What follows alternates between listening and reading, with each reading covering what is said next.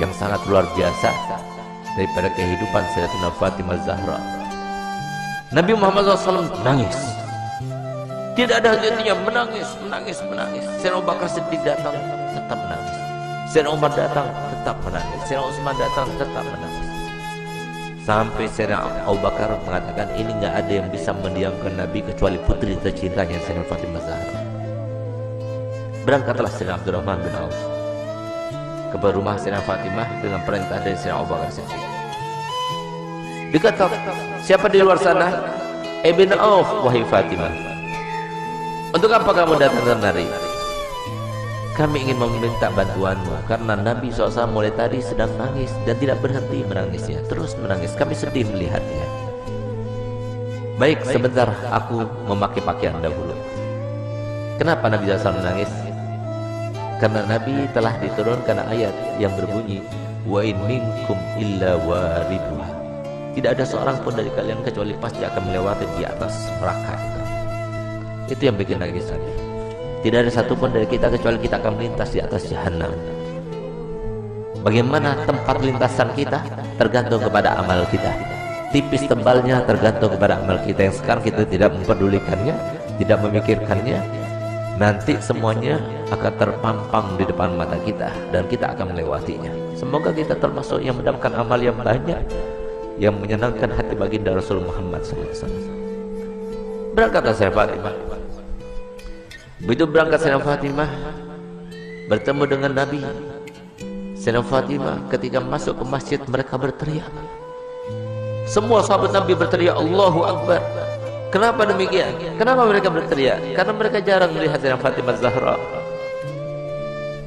seorang syarifah, cucunya Nabi, anaknya Nabi, yang pada suatu waktu Nabi SAW membuat sebuah teka-teki, di mana teka-tekinya itu berbunyi begini.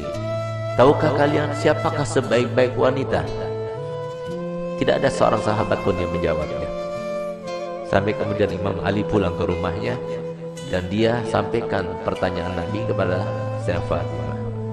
Maka kata Sayyidah Fatimah, aku tahu jawabannya. Apakah wahai binti Rasul? Jawabannya adalah sebaik-baik perempuan adalah tidak pernah dilihat laki-laki dan tidak pernah melihat laki-laki. Ketika Sayyidah Fatimah datang dan para sahabat banyak yang tidak mengetahui dengan Sayyidah Fatimah, mereka berteriak semuanya. Kenapa berteriak? Karena baju yang digunakan oleh Sayyidah,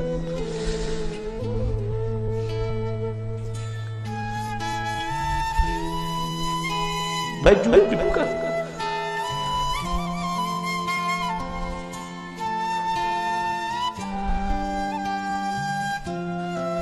baju yang digunakan oleh Sayyidah Fatimah terdapat tambalan sebanyak 20 tambalan, sehingga sahabat semua sedih melihat putri tercintanya yang selalu dipuji oleh Nabi, yang paling mirip dengan Nabi, yang selalu Nabi SAW merendahkan semua wanita supaya mengikutinya, meneladaninya.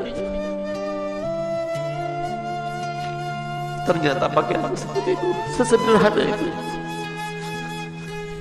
Saat itulah ketika sahabat Nabi merasa kasihan, merasa tidak tega, merasa iba melihat kehidupan Sayyidah Fatimah Zahra, maka Nabi SAW berkata kepada Sayyidina Umar bin Khattab, ya Umar, biarkan saja, demi Allah putriku Fatimah adalah pemimpin dari seluruh wanita yang masuk surga. Seandainya para syarifah sekarang tahu, lihat bagaimana pakaian Sayyidah Fatimah, lihat bagaimana perempuan yang dibanggakan oleh Nabi Muhammad SAW, yang harusnya kita sebagai umatnya menjadi tauladan baginya. Bukan seperti sekarang ini, kita terlalu membangga-banggakan pakaian, kita selalu menampakkan kemewahan, dan kita tidak mau membagi-bagi apa yang telah kita punya. Kita tidak pedulikan kepada manusia. Subhanallah, Sayyidah Fatimah datang suatu waktu di rumahnya. Sayyidah Fatimah adalah seorang yang paling sempurna, tangannya paling sempurna, hidungnya paling sempurna, matanya paling sempurna, karena dialah yang paling mirip dengan Nabi kita Muhammad SAW. Suatu waktu Nabi kita Muhammad datang, karena Nabi Muhammad setiap hari paling sedikit 2 kali masuk ke rumah Sayyidah Fatimah, saat pagi hari dan pada malam hari.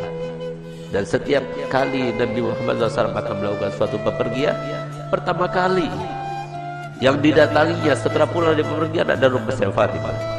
Dan terakhir kali rumah yang didatangi sebelum dia berangkat adalah rumah Sayyidah Fatimah Zahra.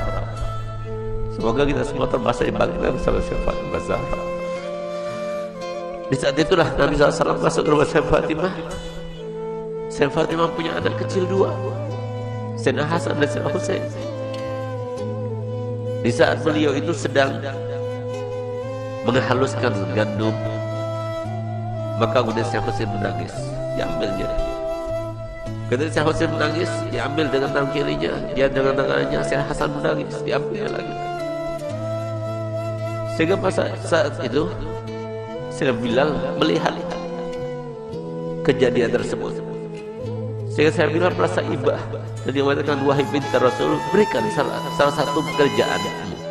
Kalau engkau mau, biarkan aku yang menggilingnya. Dan kalau engkau mau, biarkan engkau yang menggiling dan berikan kepadaku putramu Hasan dan Husain, biarkan aku yang menggendongnya.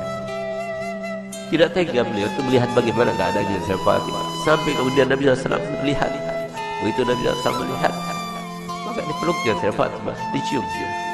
Setiap kali Nabi SAW bertemu dengan Sayyidah Fatimah, dipeluknya dan dicium di jidatnya sebagai tanda bahwa Nabi SAW ridho kepadanya. Bahkan tempat duduknya pun yang tidak diduduki oleh siapa juga, kalau Sayyidah Fatimah datang, maka tempat duduknya diberikan oleh Nabi SAW kepada Sayyidah Fatimah Zahra. Itulah kedua bagi kita para wanita. Dialah tauladan yang paling utama bagi wanita, dan dialah yang diceritakan oleh Nabi SAW dalam hadisnya, bahwasanya pernah suatu waktu Sayyidah Fatimah itu dalam keadaan pernah melukai perasaannya suaminya tanpa sengaja. Dia berbicara dengan suatu ucapan, dia tidak sadar kalau ucapan itu membuat marah suaminya. Tidak paham, bukan sengaja, tidak, tapi tidak sadar, tidak sengaja. Tapi apa yang lakukannya?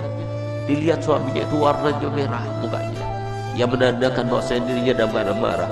Di saat itulah timbul rasa takutnya kepada Allah, sehingga di saat itulah dia minta maaf kepada suaminya. Maafkan aku wahai suamiku.